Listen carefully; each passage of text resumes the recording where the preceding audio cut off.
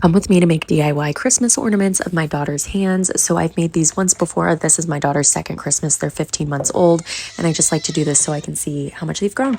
So the three things you need to do this is flour, salt, and water. The exact recipe, I think, is 2 cups flour, 1 cup salt, and 1 cup of water.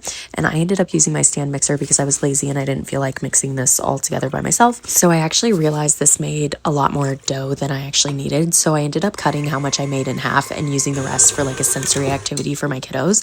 But basically I just rolled it out on this is reusable parchment paper basically. I ended up rolling it out there, and then I used the solo cup to cut the little circles. Once I was done with that, I grabbed one of my twins and just pushed her hand into the dough as best as I could and pulled it out quickly before she could grab the dough.